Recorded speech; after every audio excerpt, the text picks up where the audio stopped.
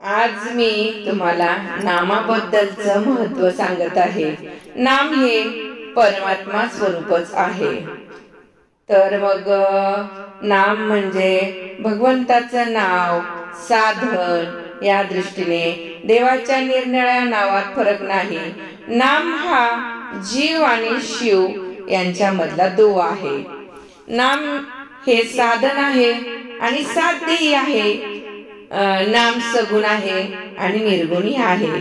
नामाचा आरंभ हा सगुणात आहे तर शेवट निर्गुणात आहे. आरंभ सगुणात आहे असं म्हणण्याचं कारण हे की भगवंत हा मुळात जो निर्गुणच आहे, निराकार आहे. जेव्हा सगुणात आला तेव्हाच त्याला नाम रूप लागले आणि सगुण रूप नाहीसे झाले तरी नाम शिल्लकच राहिले. म्हणूनच ते निर्गुणही आहे. तेव्हा सगुण आणि निर्गुण भक्तीला आधार नामाचाच आहे. भक्ती सगुण करा किंवा निर्गुण करा, त्याला नामाचाच आधार आहे.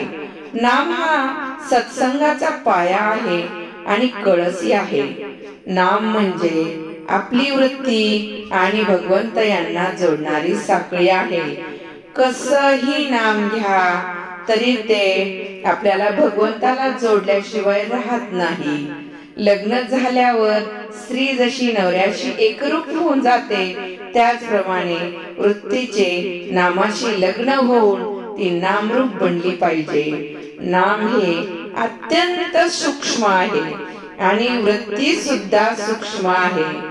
म्हणून नाम घेण्याने वृत्ती सुधारेल. सतत सतत सतत 21 दिवस जी गोष्ट आपण करतो ती आपल्या अंगवळणी पडते. नाम घेणं म्हणजे आपली साधनामधील पहिली पायरी आहे आणि ही पहिली पायरी जर आपण पार केली तर आपण सतत पायऱ्या पुढे पुढे पुढे चढत जाऊ. त्यासाठी अगोदर तुम्ही काहीही करू नका. आपलं मन परमार्थामध्ये लागत नाही तर त्यासाठी काय करा तर नाम घ्यायला सुरुवात करा. आणि नाम घ्यायला सुरुवात केली की आपोआपच तुम्हाला नामाची गोडी लागेल आणि मग परमार्थाची पहिली पायरी चढल्यासारखं वाटेल आणि तुम्हाला सतत भगवंताकडे खेचल्यासारखं वाटेल. त्यासाठी पहिली आपली नामाने सर्व काम, क्रोध, मद, मत्सर निघून जातील आणि मग आपल्याला परमार्थाची गोडी लागेल. आपली वृत्ती सुधारेल. वृत्ती सुधारली, चित्त शांत होईल. चित्त शांत झालं की निष्ठा उत्पन्न होईल. सगळ्यांचा भावार्थ एकच आहे. अन्नाला स्वतःची चव असते, त्यात आपण आपली गोडी आणि आवड घालून नंतर ते खातो. पण नामाला स्वतःची अशी काही चव नसते. त्यात आपण आपली गोडी आणि आवड हे घातली पाहिजे. आपण जितकी जास्त गोडी, जितका जास्त भाव होतो तेवढंच आपल्याला नामस्मरणात मन लागेल. आपण इतकं तीव्रतेने भगवंताला आळवलं पाहिजे की खरंच आपण मंत्रमुग्ध होऊन जर आळवलं तर भगवंताला साक्षात आपल्या पुढे उभे राहावे लागेल. गोडी त्यात घातली ना आपण आपल्या नामस्मरणामध्ये तितकं ते आपल्याला घ्यायला गोड वाटेल.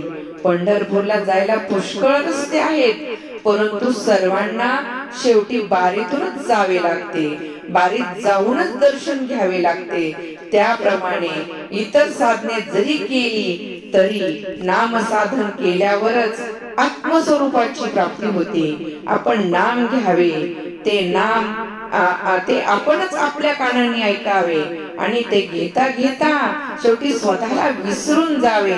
जेव्हा आपण भान विसरून जातो ना, तो अनंत स्वरूप परमात्माच त्यावेळेस आपल्यामध्ये उतरतो आणि तो जो ज्यावेळेस आनंद होतो ना, तो आपल्याला गगनात मावेनासा असतो आणि तीच तर खरी भगवंताची भेट असते. आपण अशा प्रकारे नाम घेतलं पाहिजे. आणि आपण स्वतःला विसरल्यानंतर हाच नाम साधनेचा आनंदाचा मार्ग आहे.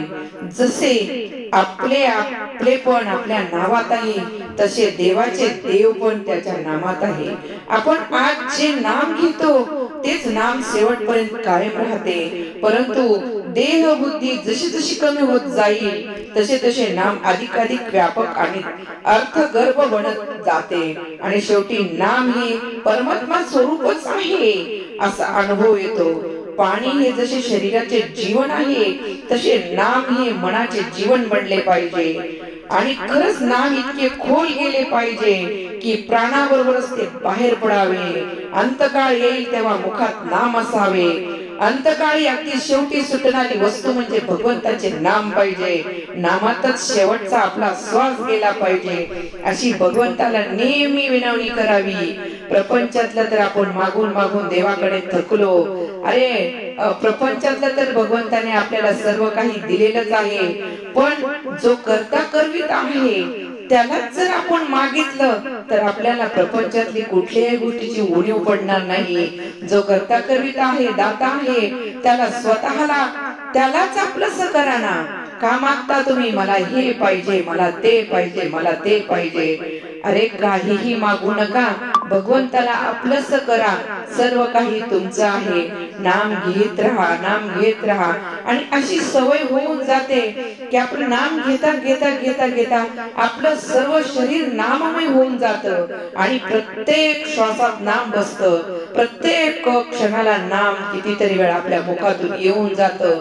अशी शरीराला सवय होऊन जाते की आपल्याला कुठलं काही आठवत नाही. नाम आपल्या नसा नसातून नाम येत जातं. तेव्हा तुम्हाला भगवंताची प्राप्ती झाल्याशिवाय राहणार नाही. आणि खरंच अशा प्रकारे तीव्रतेने आपण संसारातल्या सर्व गोष्टीची तीव्रतेने परमेश्वराकडे मागणी करतो, पण आपण खरंच तीव्रतेने भगवंताला कधी मागतो का?